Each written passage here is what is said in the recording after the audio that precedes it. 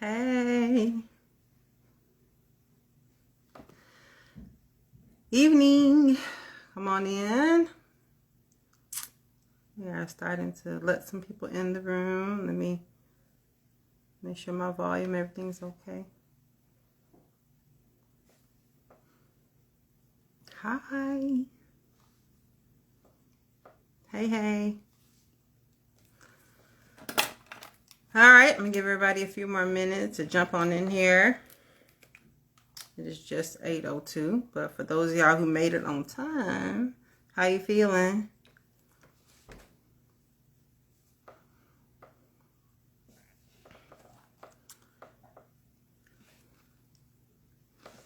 Everybody's up on, okay, so Facebook is up, and Instagram looks like it's up. Good. All right, cool.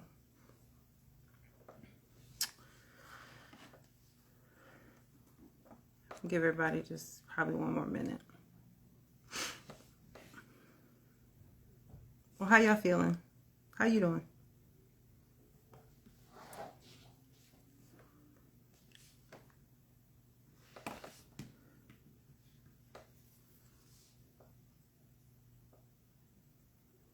We needed some music, huh? Should have some little waiting room music or something. All right, I think I'm going to answer the questions from here.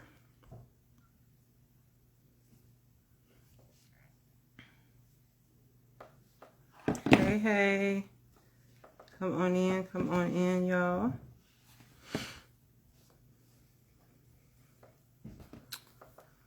All right, so I'm just going to get started. For those of you who made it on time, great. Tonight, we are literally answering anonymous DM questions or comments or remarks that people make that they are not always comfortable talking about live with people watching them or listening to them. So people have DM'd me and sent emails, not as many emails, but people have sent messages about things they want to have answered. And so I'm literally going to go over some of the more common ones, and hopefully if you can relate to these things, then great. If you know someone that can benefit from some of this therapeutic information, then great. Pass it on, share it, have a watch party on your page, things of that sort. And then let everybody kind of come on in. Hey, Meek. That would be great. So if y'all can kind of like have a watch party on your page, kind of watch. If you can share it to your page, that would be great. So other people can kind of watch it and see it. But I'm going to be answering some questions that people wrote me anonymously and didn't really want to share on live. Everybody's not comfortable being on live, right? So here we go. First question was, why do we stay in relationships? I'm literally reading these right out, right? So first question was, why do we stay in relationships with bad sex? I should have read a lot of these questions ahead of time, right? Some of them I did. I don't think I read that one. But I'm just going to say probably the same reason we try to build bad relationships that have good sex, right? Like there is something about that is fulfilling. Bad sex in relationships is not always due to the mechanics of the sex. Sometimes you just two are not sexually compatible, and people continue to try to force that to be a thing. So just because there's a level of attraction or just because you're able to get stimulated by someone doesn't mean that you all are having tolerable sex or good sex. Great sex comes from more than just the mechanics of it. So we know that there is stimulation mentally. We know that, people have to really line up, really. I'm trying to use PG words here. But if there's not a good fit, you don't have to keep trying to force that.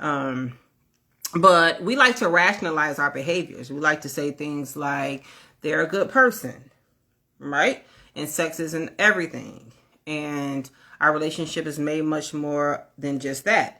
And so we like to continue to go on and kind of stay there and be stuck.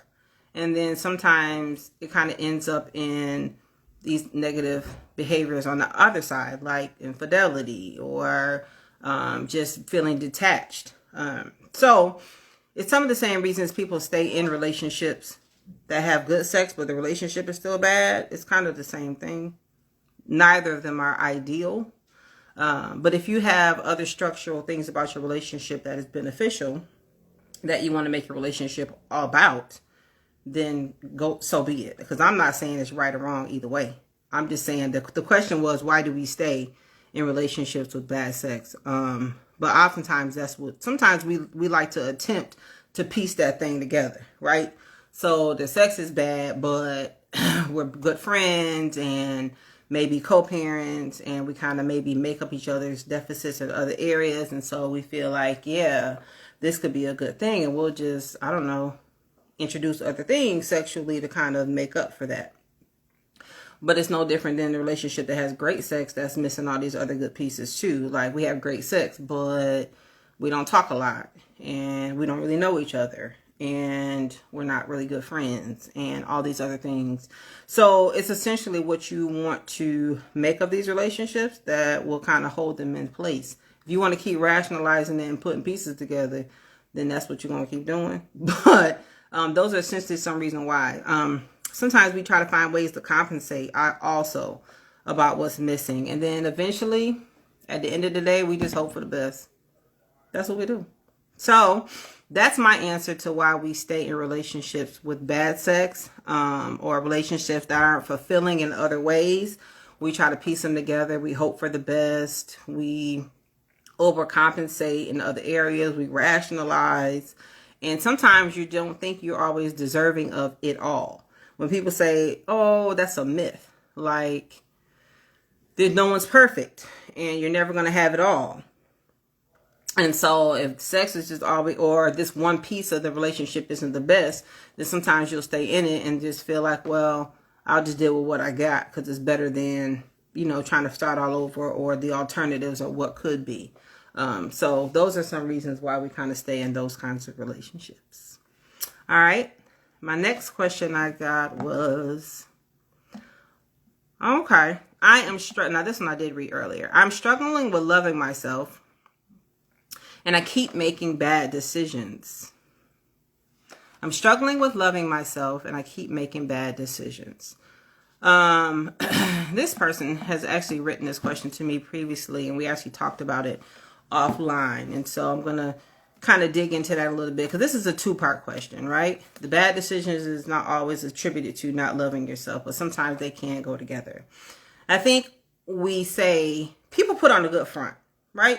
We might look the part, and we might dress the part, and we might be performing in life well, and we might be checking off these boxes in life, but we don't always feel great about ourselves. We're not always loving ourselves and who we've become or who we're growing and developing into. And so when you're not satisfied with that portion of yourself, you don't always take time to stop and figure that out. You don't always take time to pump the brakes and just start over, or really figure out where these deficits are coming from. You really got to slow down and do that, because otherwise it turns into a train wreck at times. Sometimes you do start to make these horrific decisions, or these life-altering decisions, or these permanent decisions that don't always end up well on the back end. So loving yourself is very different than what you kind of present to others sometimes. But when you really love yourself, it shows. And sometimes when you don't, it shows too. And it can show through lack of boundaries. You will let people do, say, treat you different kind of ways that don't feel good to you, that can hurt you, that can essentially tear you down, that can essentially, literally intentionally inflict harm, and you don't protect yourself because your love meter for yourself is low. And so that's a great indicator for those of y'all who didn't know if you loved yourself or not. You can kind of watch and see just how relaxed your boundaries really are with a lot of people, not just one person, with a lot of people. Allowing people to inflict harm, allowing yourself to stay in a space where you're not wanted, where you're not thriving, hurting yourself, not allowing yourself to be who you need to be, oftentimes are ways to know that you're not loving on yourself. But to keep making bad decisions on top of that, sometimes we do not, I don't think we always learn from our mistakes. We can make the same mistake 3, 4, 5 times. And then we're like, okay, I'm gonna get it this time. I'm not gonna keep repeating that thing. But sometimes that's like a little too late. You've already really grown with these negative unwanted consequences, and here you are cleaning up this mess because you keep making decisions by not learning from the past decisions. But one thing I want you all to consider is, for those of us who don't make enough time to recognize your gifts, your talents, who you are as an individual, right? You're not always just this friend, sibling, child of your parent, or an employee, or a parent, or a spouse, or whatever the case may be. Sometimes you are this great creative being, and sometimes you do have all these muted gifts and all these things we turn the volume down on, and we don't always kind of nurture those things because we kind of move on with life as usual. Like, I gotta go to work, I gotta get up, I got this routine, there's not enough time in the day. Nobody's gonna stop and let me do that at the age of 20, 30, 40, 50 years old. And so you have to make those lanes for yourself. And everybody's not brave enough to do that. Sometimes fear sets in, and then we get really complacent, and then we're like, well, we'll just deal with what we got. We'll just make the best of what we got. And then you're sad about life, right? Like, you're like, this isn't the life I wanted, and this isn't the life I wanted to create. Like, I'm not fulfilled. And so sometimes that will start to show up in other areas. Not learning from your mistakes is one thing, but I also think that we ultimately build a level of scar tissue mentally and emotionally. We will literally say, oh, I've been through worse, or I'm built tough, or I know how to handle that. And so you will recover from one thing, and before you can recover from that, here comes something else, and you will tell yourself in your mind that you can deal with that it is tolerable, that it is manageable, because you've already built up this mental muscle space, right? That you flexed and kind of healed or recovered, or enough time has passed and you feel like you can deal with those things. Instead of you saying, yeah, that's enough. I'm good. I don't need any more of that. I reject that. I'm going to decline on that offer. I rebuke that. Whatever you need to say, then it is okay to push back and preserve and protect yourself. But we build this tissue up in our mind, our mental space, that we can take more. So sometimes people take more, and then there's your boundaries again. There you are, allowing the world to hurt you, harm you, do whatever they want to do. And then you're the only one stuck at the end of the day like, I'm sad. Right? So then it comes with that. Another part of that is, and this is my suggestion to whomever might be dealing with this, stop repeating painful, saga-filled, just hurtful kind of, stories. Like, stop doing that. You want to stop repeating these stories. Like, stop telling yourself that what happened to you 5, 10 years ago or yesterday is who you are, right? It's an event. It is a caption of. And if you think of your life in the terms of like a series of books, like a series, not just a book, a series. An event in your life isn't always a whole chapter. Sometimes it's just a couple pages. Sometimes it's just a couple paragraphs. But if we keep repeating it, we will literally make a whole book out of that one event.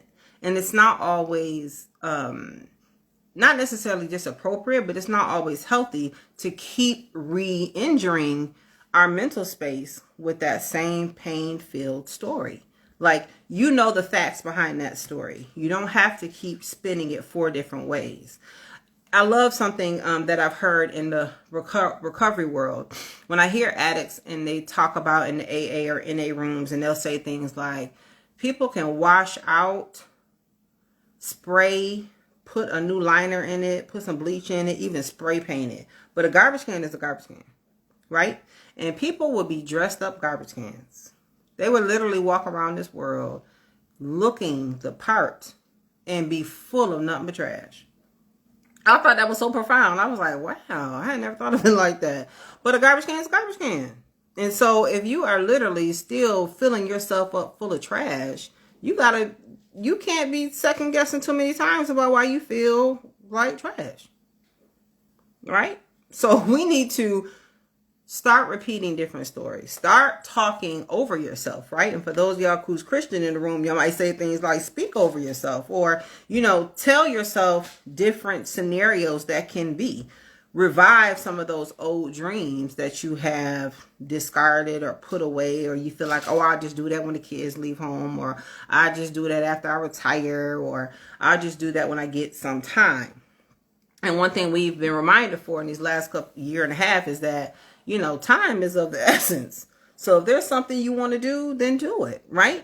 Maybe there is a space in your brain that wants to continue to learn, which is amazing. I just had a conversation with one of my besties about this, that, some of us love to learn new things. And I don't care if it is watching Discovery Channel every now and then, National Geographic, downloading a language app and learning a new language, reading a new book, learning a new hobby, or maybe reviving an old hobby. There's brain space that needs to be stimulated, and when it's not, it's understimulated, and you can oftentimes feel depressed with that. It will make you feel like your system is depressed, literally. And so when it's not thriving and growing and moving, you don't feel like you're thriving, growing, and moving. And so if there's something you need to do in that era, you can do that, right? You don't need professional help for that. You don't need to go to the doctor for that. You don't even need to talk to 50 people about that. You know you well enough to say, oh man, I remember when I was 15, I used to love to skate. That's me, where I'm talking to myself. And so every now and then I'll go skate. Or you might say things like, oh, I've always wanted a garden and I just never had the time. You can be in an apartment and start a garden. You can get you some styrofoam cups, put a little dirt in those cups and start some seeds and watch them grow in the windowsill. Right? Like there's ways to make adjustments to these things you feel like you want and want to start to have without feeling like you have to wait until, I don't know, you get enough money to do it or you get enough time off work to do it. You have to make time to live. You have to make time to live, y'all. However you have to do it. If you say like, I really wanted to travel this year, but because of COVID, I'm not able to. You can take a road trip down the street. There are places and spaces in even the state that you're living in, right here in Georgia, New York, California, for those of y'all watching in Florida, whatever the case may be, there are spaces that you can live in right there, right? There's plenty of spaces in that state alone that you can, discover all over. Like, try to find ways to feel alive. And one way that we feel alive is to learn new things, is to grow in our space. And so that is one answer somebody wrote to me, or a question they wrote to me about comments about I keep making bad decisions. Bad decisions come from so many spaces. So I don't have enough information to make a clinical, observation about that. But what I can tell you is sometimes we just don't learn, right? A hard head make a soft beep. And so sometimes you just don't learn. Sometimes you feel like you can, do it again. And you think you got 9 lives. And so, well, maybe I keep picking the wrong person, or I keep just jumping from job to job, or I keep putting my life at risk. Or, if you think about those things in the entity of which they are, you can really reverse your thoughts about those things. And so we'll just take one, for example. Someone says something like, I keep picking the wrong jobs, right? And so when I get into these jobs, I quit or I get fired or whatever the case may be, right? So why don't you slow down and do like a career assessment? Those are free. You can do some of those free online. Do a career assessment. I don't care if you're 40 years old. I don't care if you're 50 years old. You can do a career assessment and realize that, you know what? I do have a knack for art.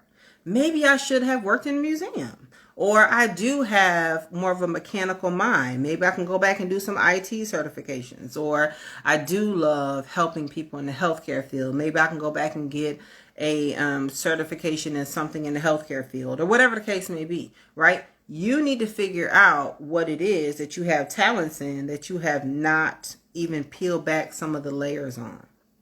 Right? Like we are made up of such complex characteristics and such skills. And you know what? I was just telling someone else this too. Everybody's not going to be an astronaut, right? Everybody's not going to be a scientist. Everybody is not going to be Picasso. So that is not what I'm saying. What I'm saying to you is maximize what you got. Okay? Maximize what you got. It is so amazing to me when you see all the TikTokers and YouTubers these days making millions of dollars by doing some of the most simplest things that we might sit back and laugh about, right? But they're doing them anyway, right? So they might be on TV trying to figure out how to eat out loud and you listening to it and millions of people are watching that, or how to make a new dance, or how to put on makeup, or how to do some hair, or how to fix a car, or how to, reprogram these phones, like whatever it is. Maximize what you got. And if you don't know how to maximize what you have, there's an industry out there for it. So find it. Google it. How do I become a plumber? How do I become a esthetician? How do I become whatever? Maximize what you have. Whatever this internal desire is, it is not too late. It just isn't. Like, there's space to be had for these things. There's room to grow. One thing that I have realized is that a lot of the colleges just in this last year of COVID have really started to offer new degrees, have really started to offer discounted or free just concentrations and certifications and things of that sort, that you might want to go back and consider doing. Like, maybe I do want to get my GED. Maybe I do want to get a college degree. Maybe I do want to pursue it because I got time, right? A lot of people did take advantage of the time. And I remember when I did a live back in, I don't know, maybe June, that, I kind of encouraged people to consider using this downtime that we have, because the world, when have you known the world to stop in our era? Like, we might have heard about things like plagues and wars and things of that sort, but we didn't live through those enough to make our country stop. Our country slowed down. The world slowed down for a minute. And so we have to maximize that some kind of way. It is a year into this pandemic. It's past a year, actually.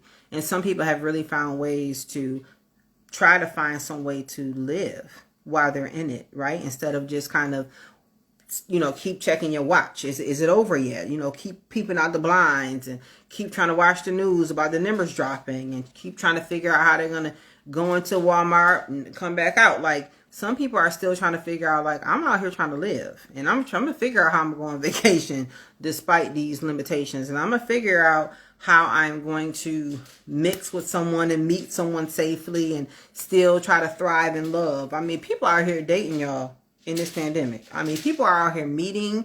People are out here making babies. People are here, like, getting engaged. People are here falling in love. They are still finding ways to live in this pandemic.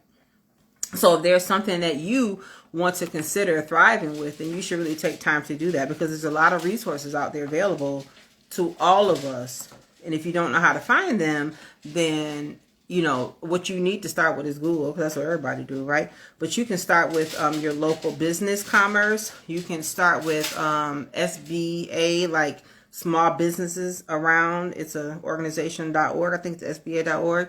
You can do things like local community agencies. You can look at local colleges and see what's new. And I'm not just talking about going back to school. I'm just talking about things in general, however you want to look at that. So that's another question someone asked me. All right. All right. So I had someone tell me that they literally feel bad about themselves all the time. And it feels like depression, but they're not really sure if it's depression. Right?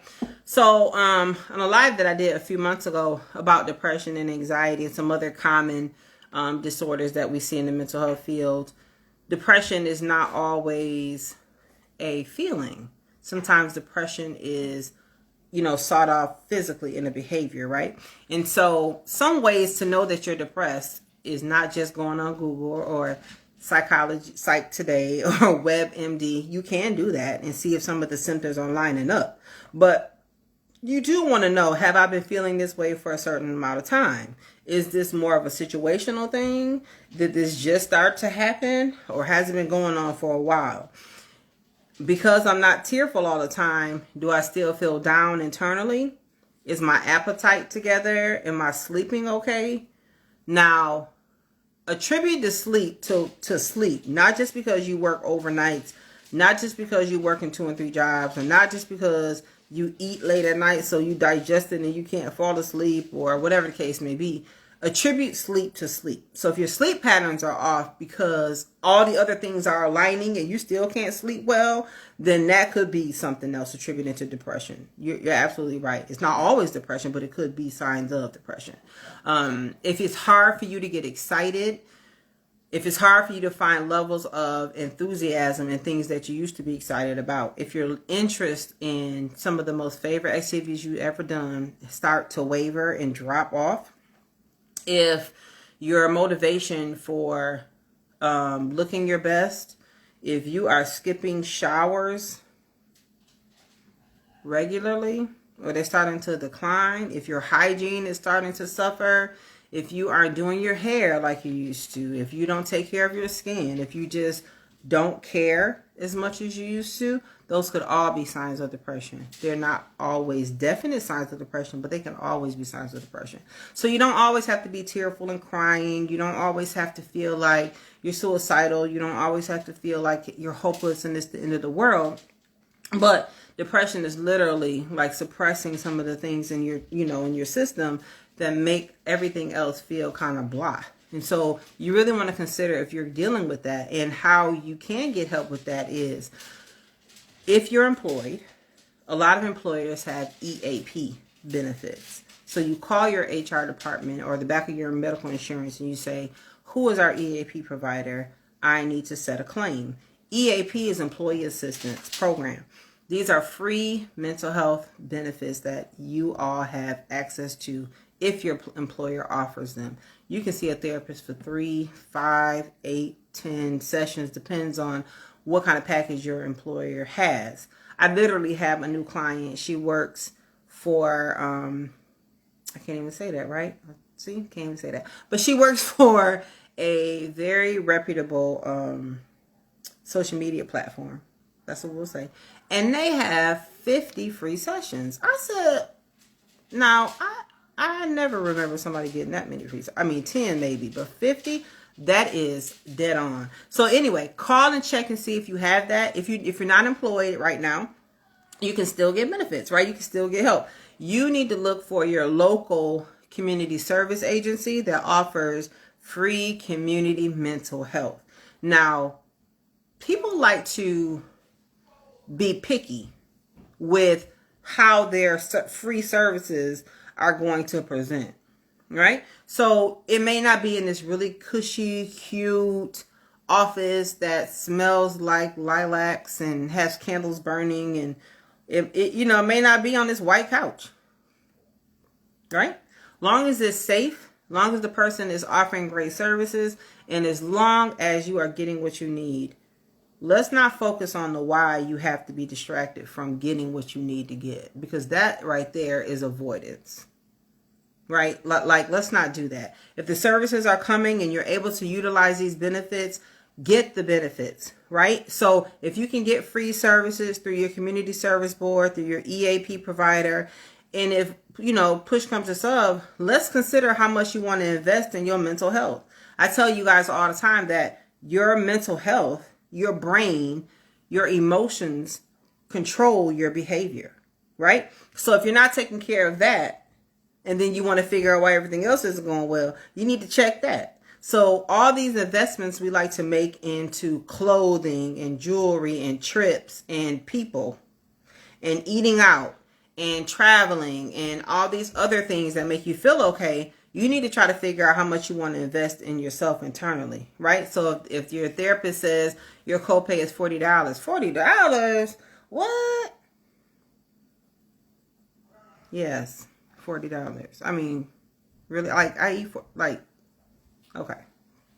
Let me get off my soapbox. But some people will literally say, and then I have other people that will call in and say, I don't have any insurance, but I want to pay out of pocket. So what's the fee? And I can say anything from, I'm just going to throw a number out there, right? You can say 125. And they're like, okay, when's the appointment? Because they've already decided, like, yeah, I'm going to do that, period. So consider how much you want to invest in yourself and how well you want to feel and how much that can really help uplift you. And if you really start to, prioritize where your money going, then you can see, like, I do want to put money into myself and not all these other external things that only bring these temporary fixes. So therapy can be one of those things. It's not for everybody, though. It is clearly not for everybody. I've had people come to therapy, probably the third session, and I said, this probably isn't for you.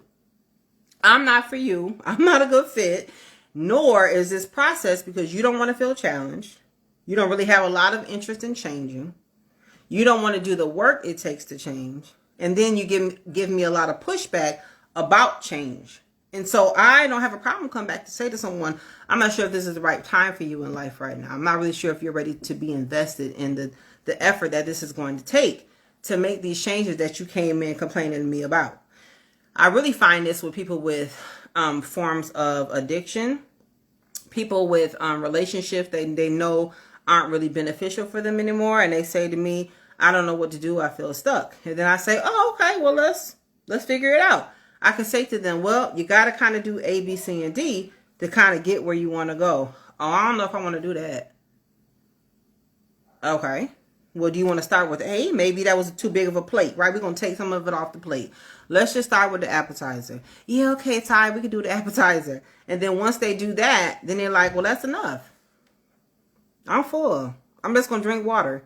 I don't need an entree, and I surely don't need a dessert. That's the attitude. People go to therapy, and I'm just like, we just hit the tip of the iceberg. Like, you just started to do a little work. They're like, that's enough. I feel better. I'm not crying anymore. I'm just going to ignore him or her at the house, and I'm just going to start going to the gym, and life's going to be okay. That's what people say. And so I just say, okay, so you really didn't come to do all of the work. You just wanted to kind of put a Band-Aid on it. That's your choice. It's better to know that than to kind of, invest in this process and not really be engaged in doing it anyway. Like, why even do that? That makes no sense. So change comes, y'all, with a lot of discomfort. Change comes with some honest, uncomfortable, sometimes offensive conversations. And it's not always pleasant to hear and or admit and or say. For the therapist, it's not always easy to even spit out, right? We do what we do in hopes that helping you to help you, right, can get to a place that you can see what you need to do for you. It's a sometimes a gentle nudge. Sometimes it's just an alignment or a twist that we're trying to nudge you and push you or direct you into a shift, not making you make these choices. I tell people all the time, I had a very hard conversation recently and literally just told them, this isn't for you. The situation they were in isn't for you. Now, what you want to do with that information, perfectly fine. I'll support you either way. Tell me which way you want to go with it so we can stop acting like you want to do the most about it, because you really don't, right? People find comfort in their mess. We find comfort in our chaos. We get so complacent. We will stay in that thing for years because we know that beast. We know the limitations. We know the pain associated with it. We know how to maneuver. We know how to still get what we want. We know it. We do that with jobs. We could complain about the same job day in and day out, right? And we'll clock back in next week because it's an easy job. It's not hard. We know the supervisor. We know how to sneak off. We know how to not do all our work. We know how to cheat. We know how to, whoop. And we'll still complain and stay right there. So if you're doing that, then every now and then you got to kind of, hold your own mirror up and be like, man, if you don't be quiet with that, because you're not leaving, you're not making these changes about it, you're going to be right there and you're going to clock in tomorrow. Yep. You're going to be right there. You're going to still with this person. And if that person asks you to marry him, you probably will. Because I don't want to start over. Because I already know how to do that. Because it's familiar. So on and so on and so on. You have to really realize, do I really want to make a change? And that's why some people don't come to therapy. So here's another question that someone asked me in my inbox. So that's what we're doing tonight. For those of y'all who just joined, I feel like we are because we a whole team, right? We are answering questions that people sent to me in my inbox or in my DM, right? And one of the questions was, talked about being stuck, talked about making bad decisions. And another one is, I think I have, this one was about thinking I have depression or anxiety, but I'm not sure. So we just talked about some symptoms of depression. And anxiety kind of works the same way. Anxiety is not always feeling a constant sense of worry. Anxiety could be anything from biting your nails, picking your skin, pulling out your hair. And that could be more severe, like trichotillomania, kind of snatching it. Self-injurious behavior, cutting.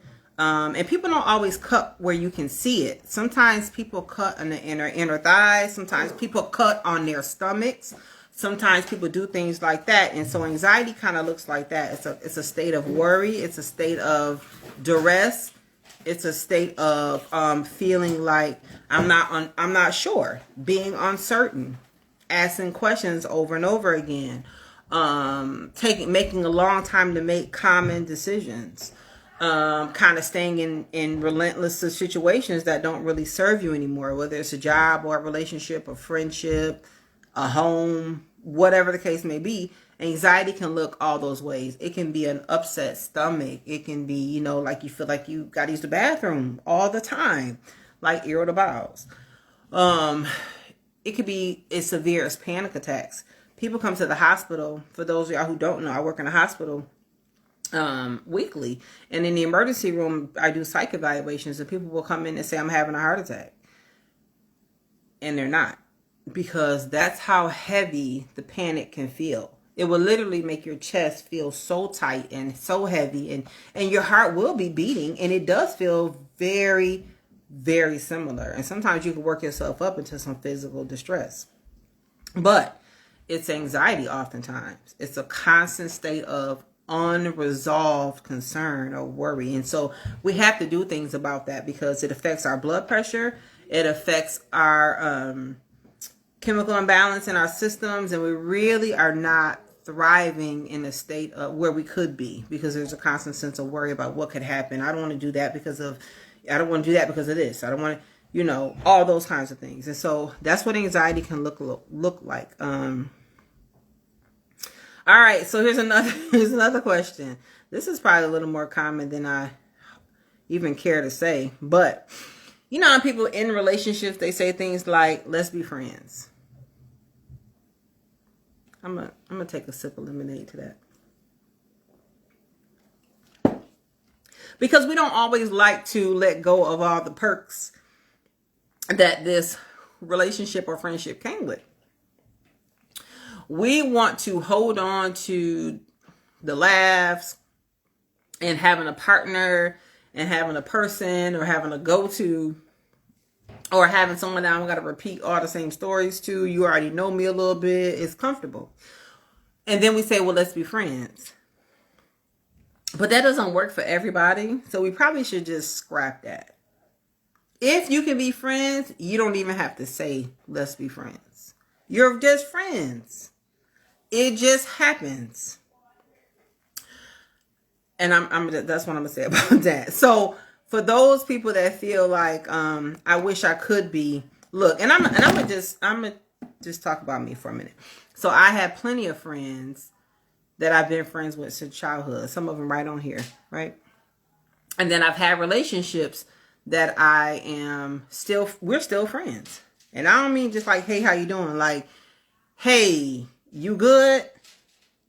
Kids good? Your life okay? We're friends, right? But it doesn't mean that y'all got to be best friends.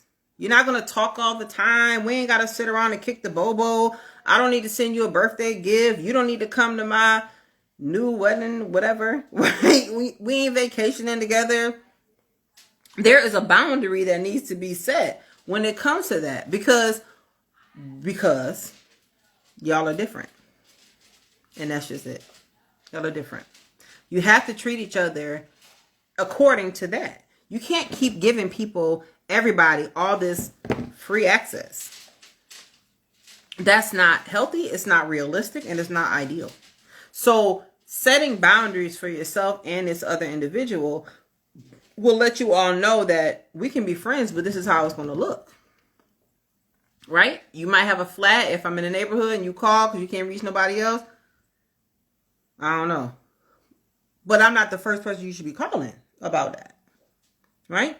If you have relationships with friends that have ended because of whatever reason, if y'all can't resolve those things, then you don't have to hold all this weight and all this frustration and be mad when you see them. But in the same breath, like, I ain't got to keep calling you trying to figure it out and fix it either.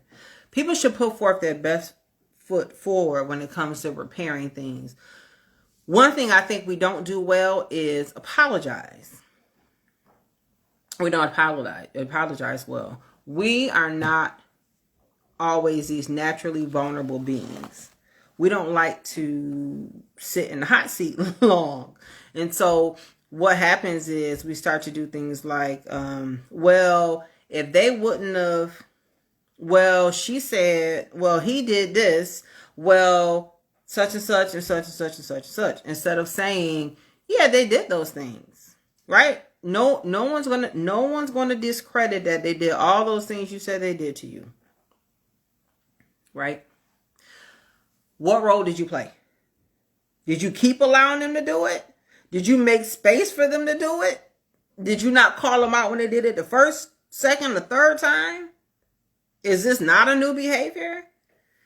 Did you not protect yourself? What role did you play? And if you didn't feel like you played any role, you don't have to keep trying to mitigate their loss. Sometimes it's just a L. Everybody not gonna ride forever. Everybody won't be here forever. That's not how that works. And that's okay. Some relationships will end. That is okay. You don't have to mourn those loss forever.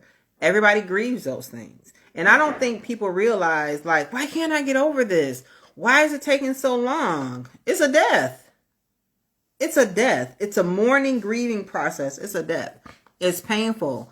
It is sometimes life-altering. Sometimes it's a shock. Sometimes you ain't see it coming. Sometimes y'all had a lot of stuff invested. Y'all was all tied up. All of those, so it's hard to untangle. All of those things are true. But what I will tell you is it's doable. It's not always comfortable, but it's doable.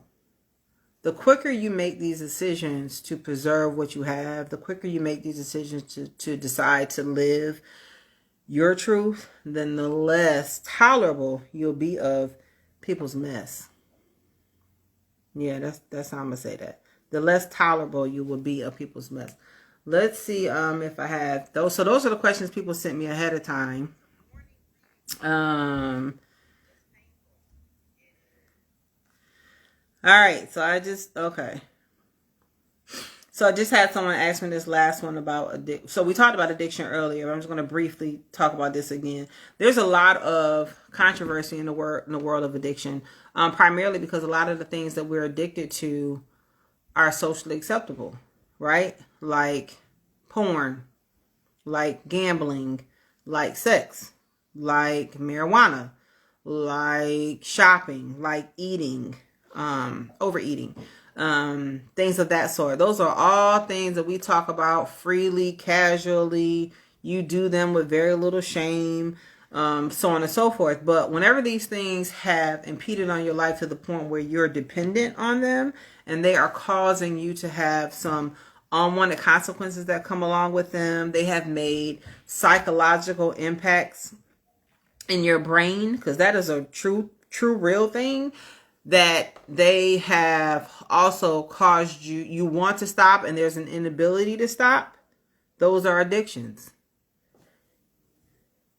That's what I'm saying, right? And so there is a lot of controversy between what people think is an addiction and what is not, and who needs treatment and everybody that has some sort of an addiction doesn't always require treatment, because everybody's not doesn't want to change. That's just case in point. And so if you are living with some sort of behavior or substance use that is causing some sort of mood altering behavior that you depend on, you rely on, and you can't get it any other way, and you are unable to stop doing it, and you have to decide if I'm gonna do this or buy some gas, or and I'm being facetious, of course, but you know what I mean, like kind of making those decisions between what's important versus what you want to do, or what you feel like you need to do.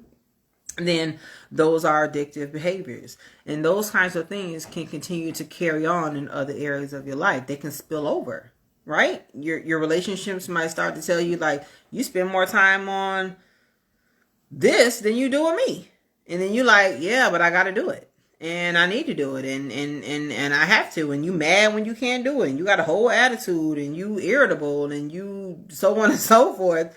Or did you just spend you spent $400 on this, and you got to pay this bill? I had to, I needed it, I wanted it, so on and so forth. Then you really got to start to kind of watch those behaviors. Those addictions that we like to point finger at, right? The people that might be homeless, the people that might be incarcerated due to their addictive behavior, needing to get things for their addictive behavior, or people that might, look away. Right? We like to point fingers at those because we don't want to feel like we're those kind of addicts, but everybody starts somewhere. So you got to be mindful of that. Not to be so quick to kind of toot your nose up and be like, I'm not that kind of addict. Period. Right? So just because you smoke weed and you do heroin, my weed ain't better than your heroin. I mean, like, that's not even the significance behind it. You have to figure out where you are with that, how it is impacting your life, and what you want to do about that, if anything. Because I'm not even here on tonight to tell y'all to do something about it. I'm just here to tell y'all that's how that can look. Okay? So I think we're going to end on that one as far as like addictive behavior and things of that sort. So I think every few months I might try to do a live like this, answering these kind of questions, making comments on things that people send me that they don't want to talk about on live or talk about out loud. Just kind of anonymous DMs. That's what we're going to call it, anonymous DMs. And it's important to have a place to kind of say these things. If you send me a DM and you don't want it broadcast on live and you just want me to answer it, and not, in the inbox, I can do that. That's not a problem, right?